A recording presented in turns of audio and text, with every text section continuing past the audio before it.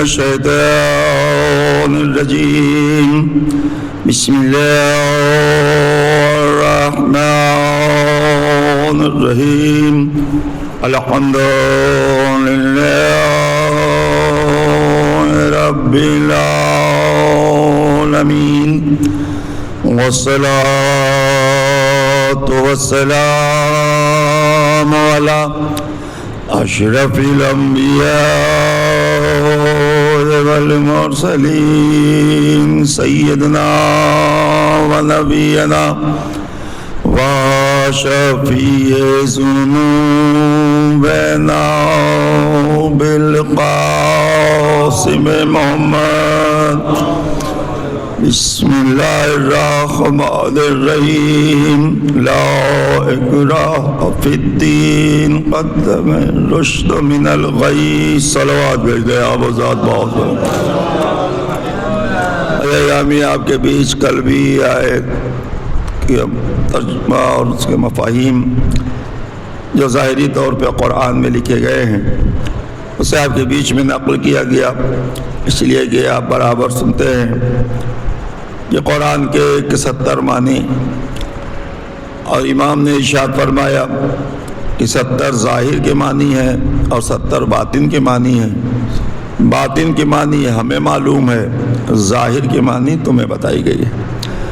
تو ایک لفظ کے 140 معنی۔ اب کتنی وسیع زبان ہے عربی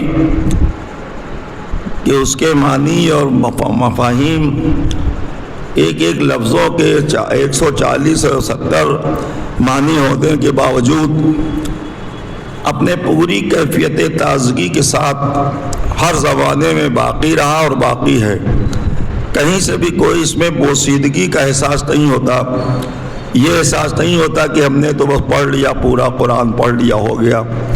اسی لیے کہ جب آپ کسی بھی کتاب کو پڑھتے ہیں، مطالعہ کرتے ہیں، تو کتابیں پڑھ کر لوگ دوسرے کو دے دیتے ہیں کہ میں نے اسے پڑھ لیا ہے، چاہیے تو آپ بھی پڑھ لیجئے۔ قرآن ایسا کلام الہی ہے کہ جس کو پڑھتے جائیے اور پڑھنے کا شوق بڑھتا چلا جاتا ہے۔ واقعاً اگر اس اعتبار سے پڑھا جائے کہ جو اللہ کے کلام کی حیثیت سے، اور یوں ہی ایسے ہی پڑھنے میں تو کوئی مسئلہ نہیں ہے۔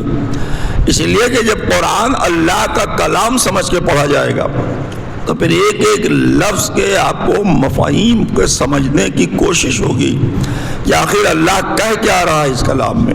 کتنی حکمت کے ساتھ قدرت نے ساری آیات کو ترتیب دیا، اور ایک کے بعد ایک ایسے ایسے لفظ رکھے گئے ہیں کہ دنیا کی کتابوں کو لکھنے والوں کے الفاظ کو بدلا جا سکتا ہے کہ آپ پڑھیں گے اور آپ اچھے خاصے ادیب ہیں، آپ کو ماہر ہیں، آپ اس سلسلے میں اردو ادب میں علم ہے، تو آپ کہیں گے کہ اگر یہاں یہ لفظ ہوتا تو اور اچھا ہوتا۔ لیکن قرآن ایسی کتاب ہے اللہ کی کہ جس کے الفاظ کو آج تک کوئی نہ بدل پایا، نہ بدلنے کا مشورہ دے پایا کہ اگر اللہ اس جگہ پر یہ لفظ رکھتا، چلیے ہماری زبان نہیں ہے، عربی زبان عرب والوں کی ہے۔ عرب میں بھی ایسے ایسے لوگ جنہیں اپنے پر غرور تھا کہ صرف عربی ہی بولنا جانتا ہے، عجم تو گونگا ہے۔ بولنے کا غرور رکھنے والے لوگوں کے طبقے سے بھی کہیں سے قرآن کے سلسلے میں کوئی ایسی تنقید نہیں آئی کہ جہاں سے وہ قرآن پر اعتراض کر سکے کہ نہیں یہ لفظ ایسے نہیں ایسے ہوتا۔ اب ایک الگ ایشوز ہیں کہ جو کہیں کہیں ابھر کر سامنے آ جاتے ہیں، وہ عمومی نہیں ہے، وہ خصوصی ہے۔ مثلا ایک شخص عرب کا ہی رہنے والا، اس نے قرآن کی تلاوت کی، قرآن پڑھ رہی تھا، اس کے بعد اسے نہج البلاغہ مل گیا۔ نہج البلاغہ کے خطبات و مکتوب پڑھے مولا علی کے، وہ جھومنے لگا پڑھ کے، اور قرآن اور نہج البلاغہ لے کر وہ لوگوں سے کہنے لگا کہ مجھے قرآن سے زیادہ بہتر نہج البلاغہ کے کلام میں لذت ملتی ہے، اور اس کی وہ ترتیب اور اس کے الفاظ۔ تو لوگ منع کر رہے تھے کہ بھائی وہ اللہ کا کلام ہے، اللہ کا کلام اور بندے کا کلام دونوں میں فرق ہوتا ہے۔ تمہیں اس طرح سے نہیں کہنا چاہیے، وہ جس بھی مزاج میں رہا ہو، عشق علی کے مزاج میں رہا ہو، ملنگی مزاج میں چلا گیا ہو، صوفی مزاج میں چلا گیا ہو، لیکن اسے عرب کی سرزمین پر مطمئن نہیں کر پایا کوئی بتاتے رہے لوگ، اور صرف یہ کہ عقیدے کی بنیاد پہ سوال کرتے رہے کہ عقیدے کی بنیاد پر کہ نہیں اللہ کا کلام ہے اس لیے ایسا نہیں. ایک صلوات بھیج دے آبازان. تو میں کہہ رہا تھا کہ یہ کلام الہی کی بنیاد پر کہ بھئی ٹھیک ہے اللہ کا کلام ہے، سب سے بڑی بزرگ ذات، سب سے اعلیٰ ذات، سب سے بہتر ذات، جس کی کبریائی کا ذکر ہر وقت بندہ خدا کرتا رہتا ہے، اس کے کلام کے اعتبار سے عقیدے کی بنیاد پر وہ یہ کہتا رہا کہ نہیں اب کلام الہی سے بہتر نہج البلاغہ میں وہ فصیح و بلیغ و جامعیت اور سب. آخر میں آپ جانتے ہیں کہ ہندوستان کا، آپ انڈیا جو آپ کہتے ہیں ہندوستان، یہاں کے علماء کی تحقیق پوری دنیا میں تسلیم کی گئی ہے کہ ہند کے علماء نے جو تحقیق کی ہے وہ بہت ہی صحیح نکل رہی ہے، اور بڑا احترام ہے علماء ہند کا. عرب کی سرزمین پہ کوئی نہیں سمجھا پایا کہ قرآن اللہ کا کلام ہے، تمہیں ایسا نہیں کہنا چاہیے، وہ پڑھ کے بتا دیتا. اسے ہندوستان آنا پڑا، بھیجا گیا، اور یہاں کے ایک عالم سے کہا گیا کہ یہ جا رہا ہے، ذرا اس کو آپ کنونس کریے، اس کو سمجھائیے کہ یہ نہج البلاغہ کو مقابل میں قرآن کے رکھ رہا ہے جو مناسب نہیں ہے. آیا وہ، اور ایک ہی لمحے میں یہاں کے عالم نے بات کو ختم کر دیا. انہوں نے کہا کہ آپ کو یہ کہنا ہے کہ قرآن کے مقابل میں نہج البلاغہ کے معاملہ بہت بہتر ہمیں لگ رہا ہے، تو تم ایسا کرو کہ فلاں نمبر کا خطبہ پڑھ لو.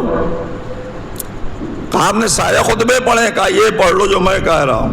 اس نے کھولا تو یہ خطبہ تھا مولا علی کا، جو ہے تھا کیا ہے نہج البلاغہ میں ہی ہے، اس لیے کہ آپ کے توحید اور رسالت اور قرآن اس سارے موضوع پہ آپ کے خطبے ہیں.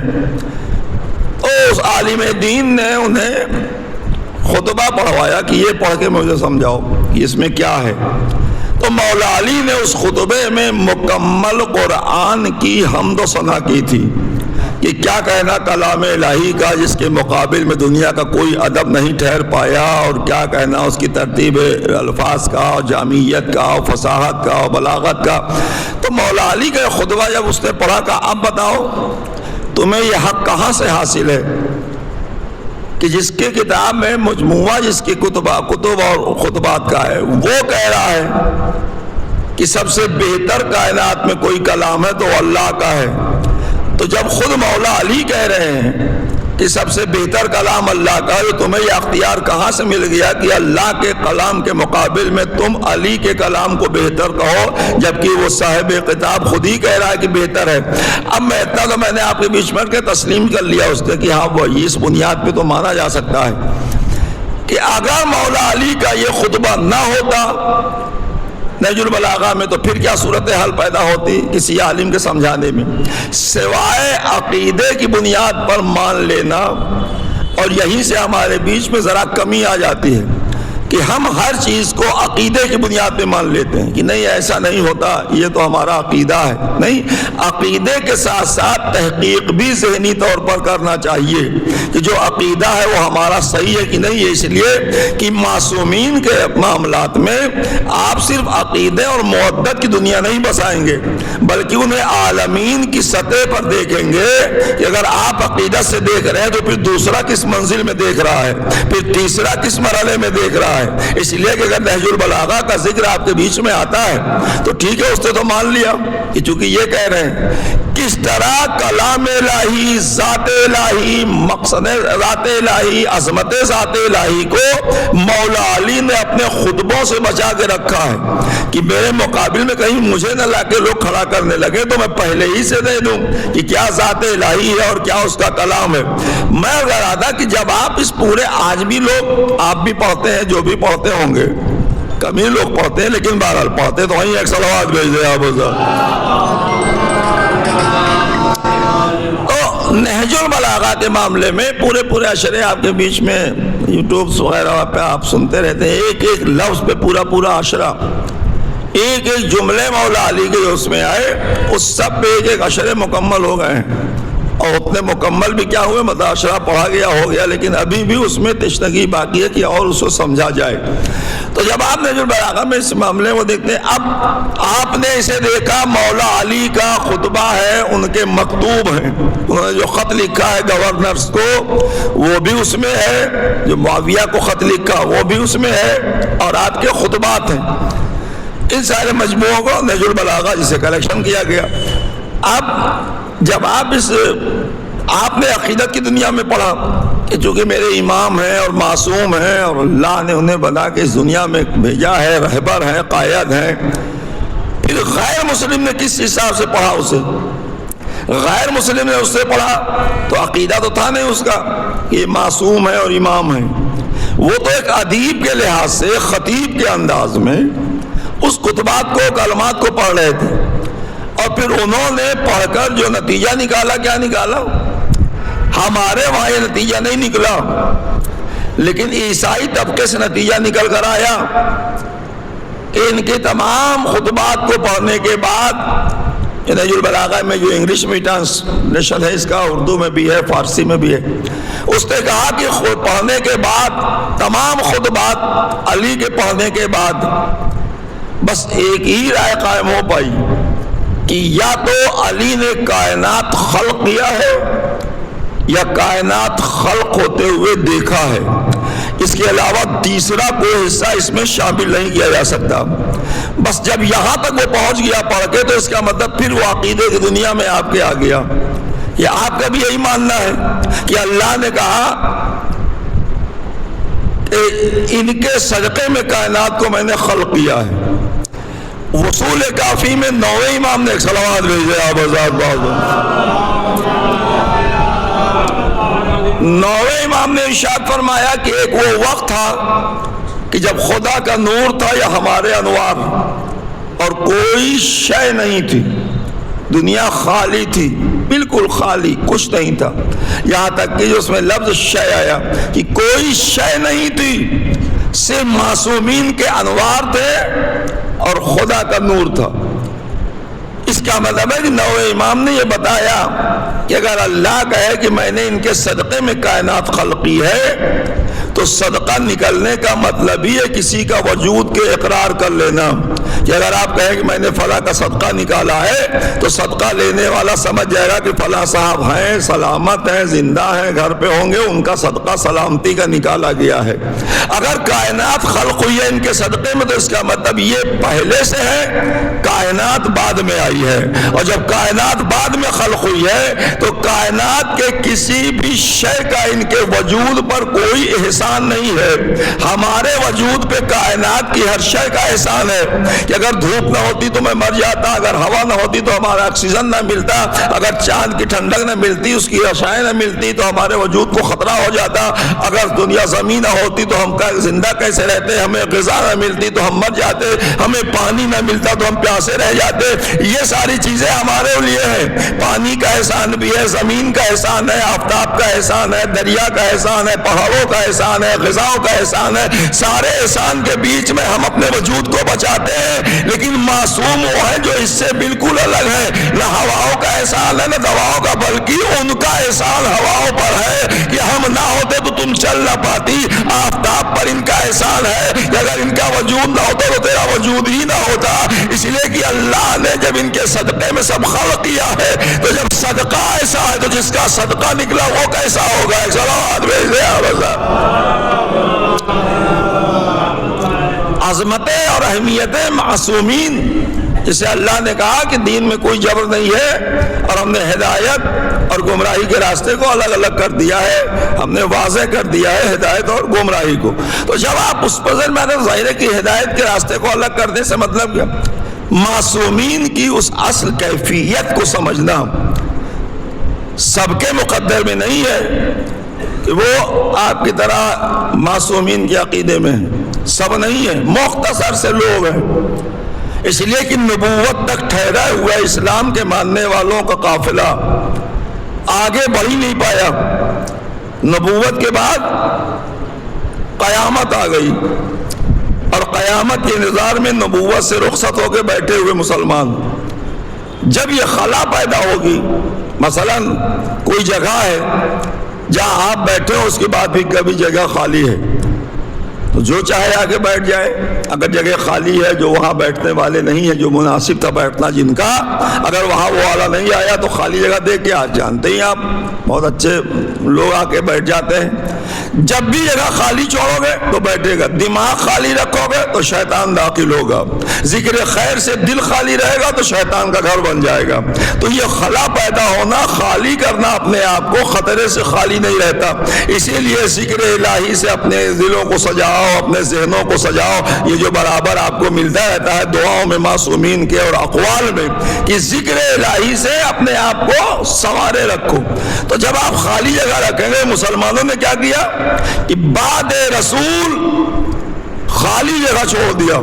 اب جب جگہ خالی چھوڑ دیا تو جس کی طبیعت ہوئی وہاں جا کے بیٹھ گیا، جس کے پاس طاقت تھی، جس کے پاس ہنگامہ تھا، جس کے پاس لوگ تھے، اکٹھا کیا اور ہنگامہ کر کے گئے. کہیں ان کے جانشین رسول ہو گئے، کہیں خلیفۃ المسلمین ہو گئے، کہیں کاتب وحی ہو گئے، کہیں امیر المومنین بن گئے. یہ کیوں؟ اس لیے کہ مسلمانوں کے خالی چھوڑنے کی جگہ، اللہ نے جگہ خالی چھوڑی ہی نہیں تھی. کہا تھا کہ بلا فصل علی ہوں گے، علی کے بعد حسن ہوں گے، اس کے بعد حسین ہوں گے، سید سجاد ہوں گے. ہمارے وہاں امامت کا سلسلہ قیامت تک باقی ہے، اسی لیے کوئی بیچ میں داخل نہیں ہو پایا. اگر یہ جگہ خالی ہوتی تو معلوم نہیں کتنے امامت اور عقیدے اور عصمت کا دعویٰ کر کے آ جاتے. یہ ہے حسین نظام ہدایت جو قدرت کی جانب سے بندوں کے لیے معین کیا گیا. صلوات تو یعنی میں کہا تھا کہ مولا علی، اب ظاہر ہے کہ اس کے بعد جو صورتحال ہے، کل میں نے ایک واقعہ نقل کر دیا تھا، اس کے بعد کی جو صورتحال ہے، رسول کے زمانے میں ہی رسول پر یقین نہیں کر پا رہے تھے لوگ. کلمہ بھی پڑھ لیتے تھے اور اس کے بعد اگر اللہ کو نبی بنانا ہی تھا، اگر لہجہ ایسا ہے ایک تو بنانا نہیں چاہیے، اور اگر بنانا ہی تھا اللہ کو تو کسی شاہی محل والوں کو بنانا چاہیے، یہ یتیم کو بنانا اور ایسے ہی معمولی سے. رسول انہیں معمولی لگ رہے تھے. جسے اللہ کہے میں نے نامنیٹ کیا، میں نے مبعوث کیا، بعثت رسول کا اللہ اعلان کرے اور عرب کے لوگ کہہ رہے ہیں انہیں کیا بنا دیا، اپنی پسندیدگی کو خدا کی پسندیدگی سے دور رکھا کہ جو اللہ کو پسند تھا وہ انہیں نہیں پسند تھا. تو ظاہر ہے کہ وہ آج بھی اسی صورت میں پڑے ہوئے ہیں. نہ رسالت پر یقین کی منزل ہے، نہ توحید پر یقین کی منزل ہے. اور جب توحید اور رسالت پر ہی یقین نہیں ہے تو پھر معصومین اس کے بعد آتے ہیں، اہل بیت اس کے بعد آتے ہیں، علی کی ذات اس کے بعد آتی ہے، تو پھر وہاں کہاں سے یقین کی منزل آ پائے گی. ہمیں اسی لیے میں برابر عام مسلمانوں کی مجلسوں میں بھی میں یہی کہتا ہوں کہ مجھے کسی مسلمان سے کوئی شکوہ نہیں ہے. اس لیے نہیں ہے کہ جو رسول ہی کو نہیں مانتے وہ اہل بیت رسول کو کیوں مانیں گے؟ کس طرح مان سکتے ہیں جب رسول ہی نے منوایا ہے، اور منوانے والے ہی کو آپ نے ہٹا دیا بیچ سے کہ ایک جماعت نکل آئی، اس نے کہا کہ میں سیدھے خدا سے ملو، نماز کو وسیلہ بناؤ خدا سے بات کرنے کا، خدا کے قریب جانے کا. نماز کو وسیلہ بنایا گیا. اللہ کہہ رہا ہے کہ مجھ تک پہنچنے کے لیے وسیلے کی تلاش کرو. انہوں نے وسیلے کی تلاش کیا کر لی کہ نماز وسیلہ ہے خدا سے ملنے کا. معلوم نہیں نماز یہ پڑھ بھی رہے کہ نہیں پڑھ رہے، اسے صحیح بھی ہو رہی ہے کہ غلط ہو رہی ہے. اس لیے کہ آپ جانتے ہیں کہ نماز کی صورتحال عالم اسلام میں کیا ہے آج کل. کوئی اوپر ہاتھ، کوئی بیچ میں ہاتھ، کوئی نیچے ہاتھ، کوئی تھوڑا سا ناف کے اوپر، کوئی شکم کے اوپر، کوئی سینے کے اوپر. اپنے ہی لوگوں میں اتنی طرح ہاتھ باندھنے کا نتیجہ آپ کے وہاں الٹا، ان کے وہاں سے الٹا. بالکل آپ کے وہاں ہے کہ وضو کا پانی خود ہی سوکھے، مستحب ہے کہ خود سوکھے، مکروہ ہے کہ اسے پوچھا جائے. ان کے وہاں واجب ہے کہ وضو کے بعد پانی کو پوچھا جائے. ٹاول وغیرہ ٹنگے رہتے ہیں وضو خانے میں کہ جیسے وضو کرو پوچھو، اس لیے کہ صحیح وضو تو ہوا نہیں تو پانی ہٹاؤ وہاں سے، کیا فائدہ اس کو بھیگائے پڑے ہو. اتنا الٹا ہے آپ کے وضو کا طریقہ ان کے وضو کا طریقہ. آپ نے کہا مسے کرو جو اللہ نے 10ویں پارے میں آپ سے کہا، انہوں نے کہا نہیں دھول لو. کسی طرح الٹا رہے، ملنے نہ پائے کہیں سے کوئی صورت آپ سے ان سے. کیوں؟ اس لیے جب مل جائے گا تو پھر کہیں اصل کی طرف نہ دنیا جانے لگے، تو انہیں ایسے قانون سے باندھو کہ اسی میں وہ رہ جائیں، گلا کاٹنے کی طرح کا وہ کرنا، وہ سب کھینچنا اپنے آپ کو۔ اور وہ اسی لیے جب ایک بات داروغہ جی کے بڑے بھائی نے مسجد میں شیعہ کا وضو کر لیا اور قرآن کے اس حصے کو اس میں لکیر باندھ کر رکھ لیا، لوگوں نے کہا ارے آپ شیعہ ہو گئے؟ تو انہوں نے نہیں کہا کہ میں شیعہ ہو گیا ہوں، انہوں نے کہا میں مسلمان ہو گیا ہوں آج۔ کیا مطلب؟ کہا جو قرآن نے وضو کا طریقہ بنایا ہے وہ ہم نے کیا ہے، ہم نے شیعہ والا نہیں کیا ہے، ہم نے قرآن والا کیا ہے۔ اگر قرآنی والا شیعہ کرتا ہوگا تو وہ بھی مسلمان ہے، ہم بھی مسلمان ہیں۔ ابھی آپ لوگ مسلمان ہی نہیں بن پائے، ایک معمولی سا وضو قرآن سے نہ لے پائے تو پورا دین قرآن سے تمہیں کیسے مل سکتا ہے؟ اسلام کہاں ملے گا؟ مہادی کہاں ملے گا؟ رسول کیسے ملے گا؟ ایک 2 رکعت نماز تو تم کھینچ نہیں پائے ابھی تک، الٹا پلٹا کر رہے ہو، وضو ادھر کا ادھر، سجدے ادھر کے ادھر، نماز ادھر کے ادھر، ادھر دیکھو ادھر دیکھو، سیدھا دیکھو ترچھا دیکھو، مذاق بنا دیا۔ کیوں؟ اس لیے کہ درباروں میں یہ طے ہوا کہ جو اسلام اہل بیت دے رہے ہیں اسی کے الٹا بناؤ، اسی کے خلاف بناؤ، فارمولہ الٹا ہو جس سے ان سے ملنے نہ پائے۔ اگر ملے گا تو کہیں گے چاہے یہ کروں چاہے وہ کروں، دونوں ہی ایک ہی بات ہے، کوئی مسئلہ نہیں ہے۔ ایک لکیر کھینچی رہے کہ وہ دوسرے مسلمان ہیں، آپ دوسرے مسلمان ہیں، جس کو ہم اپنے طور پر کہتے ہیں کہ ایک معصوم کی درگاہ والے مسلمان ہیں اور ایک دربار والے مسلمان ہیں۔ اب دربار والے مسلمان کیا کر رہے ہیں؟ آج کی تاریخ میں آپ دیکھ سکتے ہیں کہ کہیں سے ان کے اندر اسلام کی کوئی دور تک مہک اور چمک نہیں دکھائی دیتی، ورنہ جو بھی عمرہ یا حج کرنے گئے وہ جانتے ہیں، میں بھی گیا ہوں، سبھی جانتے ہیں کہ رسول کی قبر اندھیرے میں ہے، ایک چھوٹا سا حصہ کھلا ہے کہ اسی میں ہے، اوپر لکھا ہوا ہے کہ ان کی قبر، ان کی قبر، ان کی قبر، دائیں بائیں حضرت ابوبکر اور عمر اور بیچ میں رسول کی، لیکن قبر نہیں دکھائی دیتی، اندھیرا ہے بالکل۔ مدینے کی سڑکیں چمچما رہی ہیں، جگمگا رہی ہیں، جس کے صدقے میں جگمگا رہا ہے مدینہ، اسی کے قبر کو ملعونوں نے اندھیرے میں رکھا ہے، ایک 0 واٹ کا بلب نہیں رکھا، جسے اللہ نے نور پیکر بنا کے بھیجا تو تمہارے روشنی جلانے کے وہ محتاج نہیں ہے، لیکن کم سے کم تمہاری معرفت اسلامی کا تو اندازہ ہوتا ہے کہ تم رسول کی عزت نہیں کر پائے تو جنت البقیع کی عزت کیا کر پاؤ گے جو انہی کی آل ہے، انہی کی اولاد ہے۔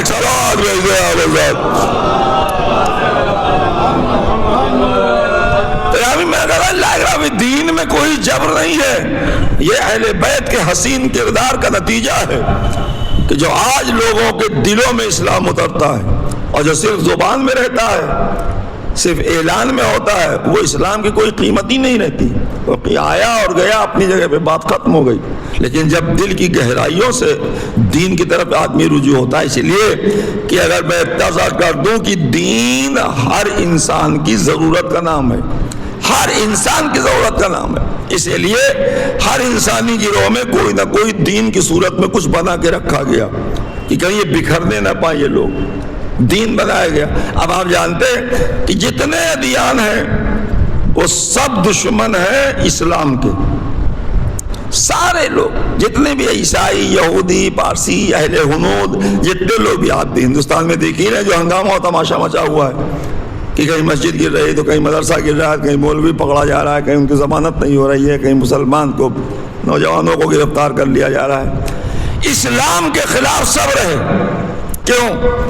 اس لیے کہ جانتے ہیں کہ اللہ کا بنایا ہوا اصول و دین ہے، اگر یہ باقی رہ گیا اپنے انداز میں تو دنیا کا کوئی دین ٹھہر ہی نہیں پائے گا اس کے سامنے، سب بنائے ہوئے دین ختم ہوتے چلے جائیں گے۔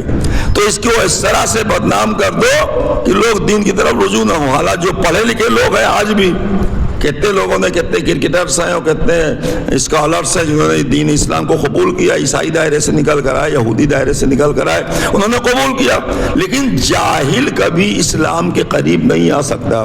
اگر جاہل اسلام کے دائرے میں ہے بھی تو بے معنی اور بے مقصد ہو کے رہ جاتا ہے۔ اس لیے کہ میں جاہل کہنا سب سے زیادہ نقصان دہ ہے جاہلیت جو کہا گیا ہے۔ یہاں سنتے ہیں مکہ میں جب نبی آئے تو کیا دور تھا؟ جہالت کا دور نہیں تھا، جاہلیت کا دور تھا۔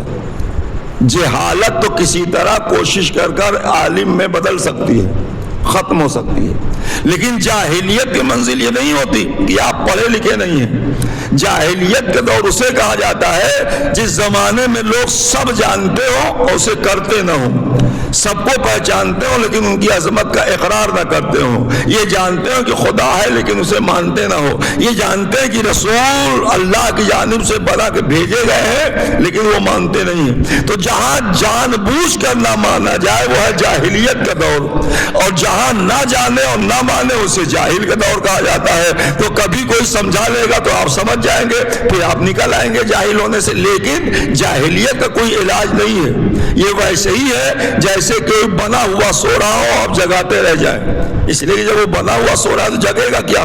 تو اللہ نے جاہلیت سے نبی کے ذریعے لوگوں کو نکالا ہے، جو سب سے اہم منزل تھی رسول کی، کہ جاہلیت کے دور سے نکالنا آسان نہیں تھا، کہ جانتے تھے کہ بت پرستی ٹھیک بات نہیں ہے، اس کے بعد بھی اسی میں الجھے رہتے تھے۔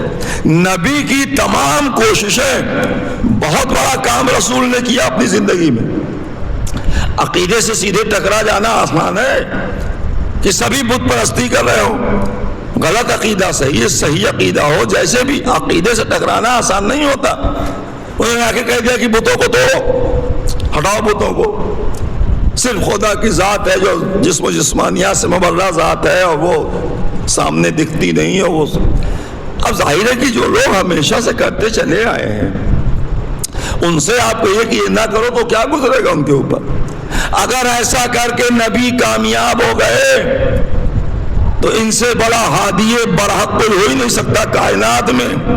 اس لیے کہ جاہلیت کے دور سے خدا کو منوا لینا، دلوں میں توحید کا بیج ڈال کر اسے پروان چڑھا دینا، اور اسی جاہلیت کے دور سے نکال کر کسی کو ابو ذر و سلمان بنا لے جانا، یہ انتہائی مشکل منزل تھی جو نبی کے کارنامے میں ہمیں ملتا ہے اور کہیں نہیں ملتا آپ کو۔ اس کے بعد جو آسان کیا ہے صرف اخلاق رسول، جس نے دین کو اپنے حسین کردار اور اخلاق سے اس طرح سے پیش کیا، ورنہ سبھی دنگائی تھے بعد رسول، جو ہنگامہ ہوا، جو تماشا بنا بعد میں وہ وہی بنا۔ لیکن جب آپ فتح مکہ کے وقت واقعہ سنتے ہیں تو فتح مکہ کے وقت کیا ہوا تھا؟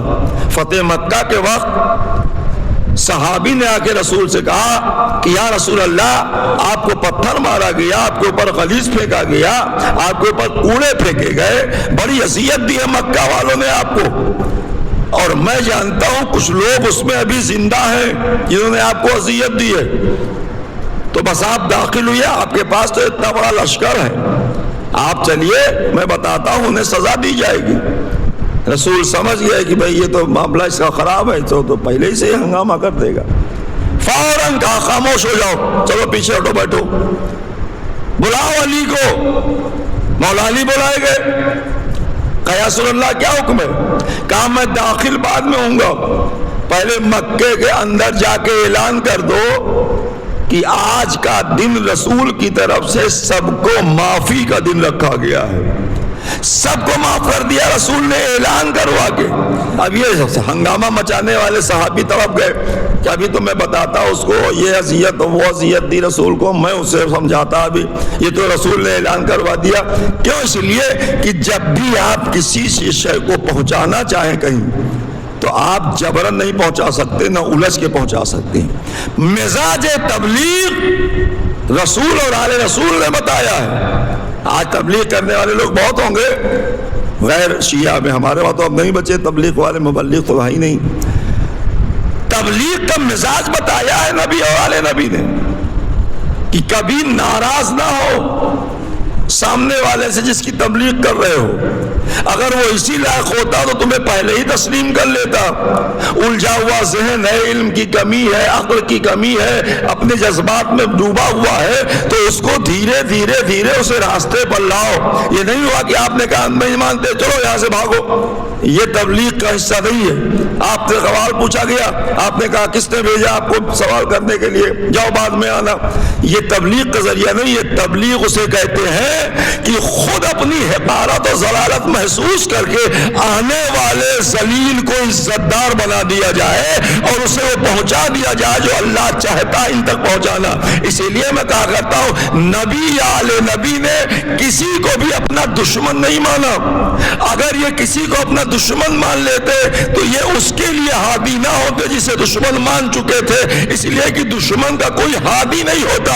یہ کائنات کے مولا ہیں، یہ عالمین پر رحمت بن کر آئے ہیں، یہ کائنات کی قیادت کرنے آئے ہیں۔ یہ صرف انسانوں کے لیے نہیں ہے، جنوں کی بھی قیادت انہی کے پاس، تمام مخلوق کی قیادت انہی کے پاس۔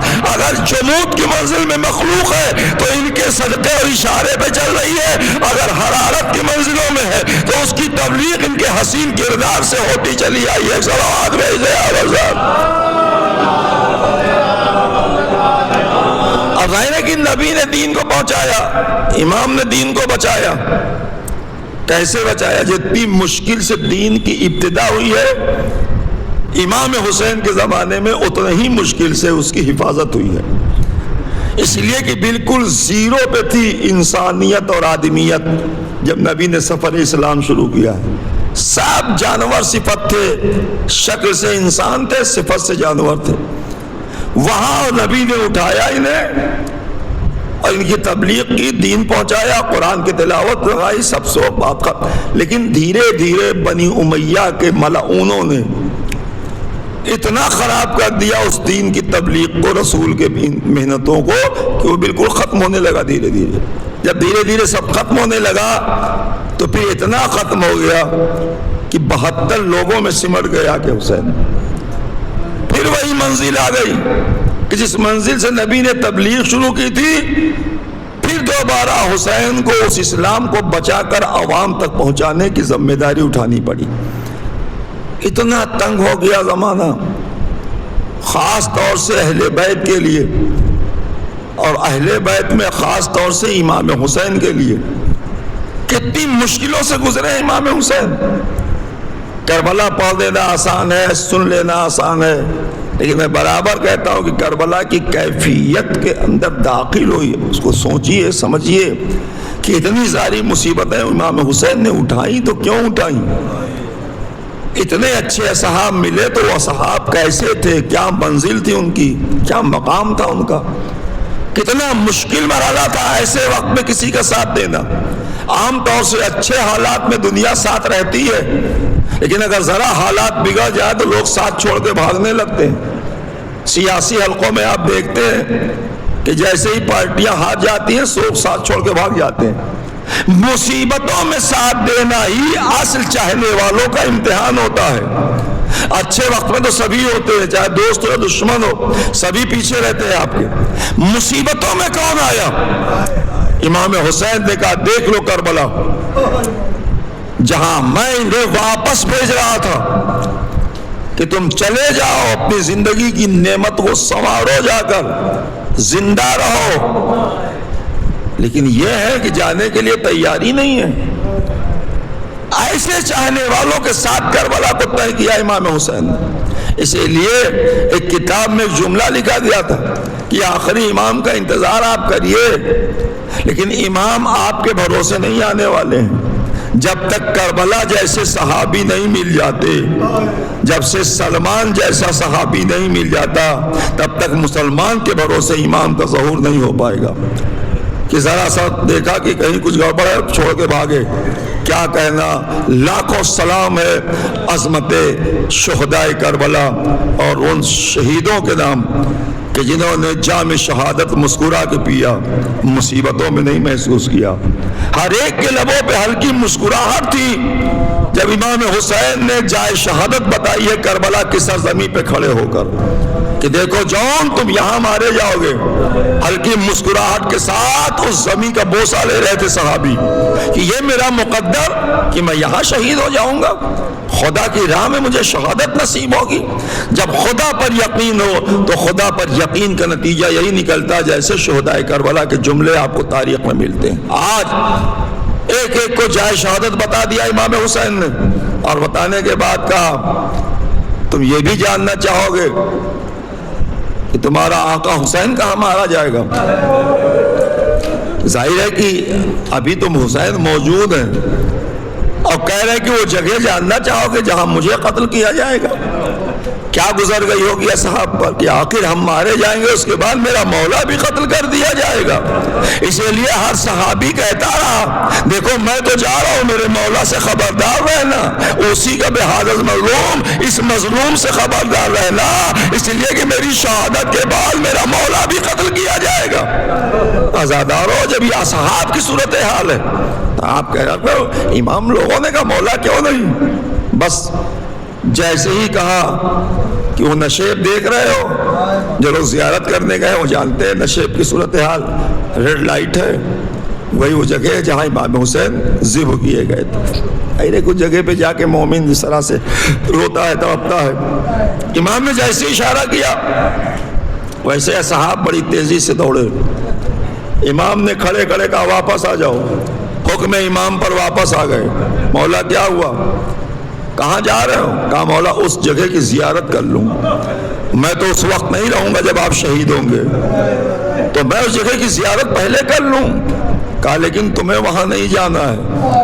مولا آخر آپ مجھے روک کیوں رہے ہیں؟ کہا نہیں، بھول کر بھی اس نشیب کی طرف نہ جانا، اتنا خیال رکھنا۔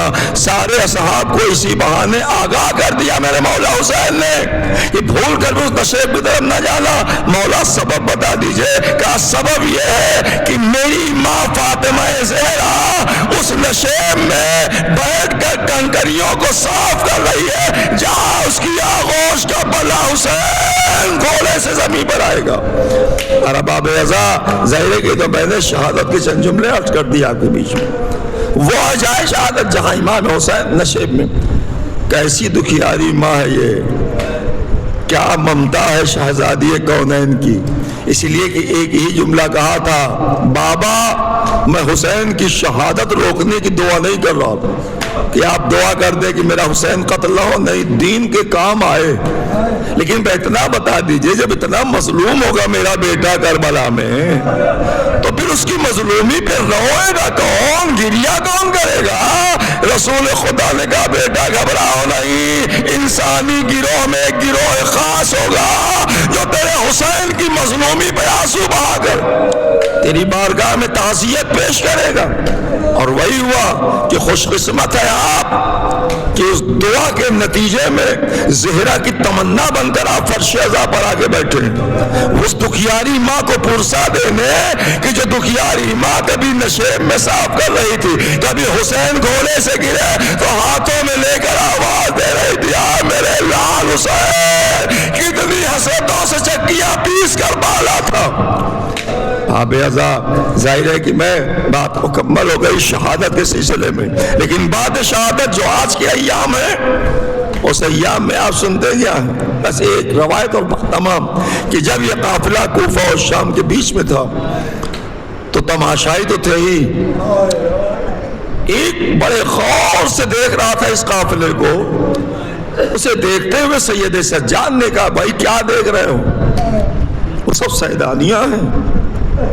اس نے کہا نہیں قائدی میں یہ نہیں دیکھ رہا ہوں کہ کون ہے، میں تو صرف یہی سوچ رہا ہوں کہ کتنا بڑا جرم آپ نے کیا کہ ایسی سزا دی گئی ہے جیسی سزا قائمے میں نے آج تک نہیں دیکھی، کہ آپ کے ورثہ کے شہدوں کٹے ہوئے سر نیزوں پہ ہوں، بچیوں کے گلے میں رسیاں باندھی ہو، بیبیوں کے بازوؤں میں رسن بندھی ہو، یہ ساری کیفیت تو آج تک ہم نے دیکھی ہی نہیں۔ عزاداروں بس میں پڑھ چکا مجلس ہو، تمام ہو گئی بات، دے دیجئے پرسہ جناب فاطمہ زہرا کی آغوش پہ جس کے رومال تک آنسو ہمارے پہنچ جائے۔ اس امام نے کہا بھائی تو کس امت سے تعلق رکھتا ہے؟ اس نے کہا میں امت مرومہ۔ کہا مسلمان ہے؟ کہا ہاں۔ بس امام نے کہا قرآن پڑھتا ہے؟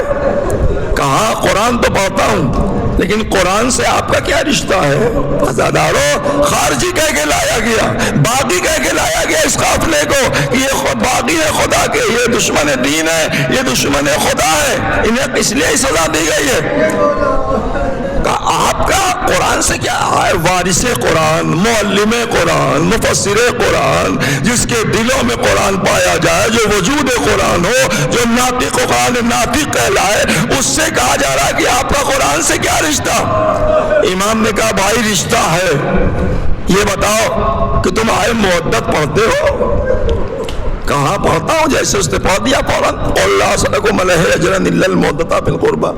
امام نے بہت ہی دھیرے سے، ظاہر ہے کہ زنجیروں میں جکڑا ہوا میرا امام ہے اور اس معاملات میں بھی تبلیغ کرتے ہوئے چلنا بڑا مشکل کام تھا، وہ امام میرا ہے کہ اس نے کہا کہ کوفے تک پہنچتے پہنچتے پیروں میں اتنے چھالے پڑ گئے تھے کہ اگر ایک قدم رک جاتے تو شبہ تازیانوں سے اذیت دیتا۔ سید سجاد آگے بڑھتے کیوں نہیں؟ اس امام نے اس شخص سے کہا کہ بھائی یہ آئے مودت کیا جانتے ہو؟ کہا ہاں، نبی نے کہا کہ تم میرے اہل بیت سے مودت کرو۔ اس نے امام نے کہا میں مودت کی منزل میں انہی گروہ کا ایک افراد ہوں، فرد ہوں، میں آل رسول ہوں، مجھے اللہ نے امام بنا کے بھیجا، یہ سننا تھا۔ اس نے سر پہ خاک پھینکی، زمین پر گرا، ایسا وقت آ جائے کہ جن سے محبت کا اعلان قرآن کرے اس کے ہاتھوں میں زنجیر ہے، گلے میں خاردار تو اور اسیر کر کے دیار بدیار۔ الا لعنت اللہ علی قوم الظالمین، انا للہ وانا الیہ راجعون، رضا بقضاء و تسلیما لامر ماتم حسین۔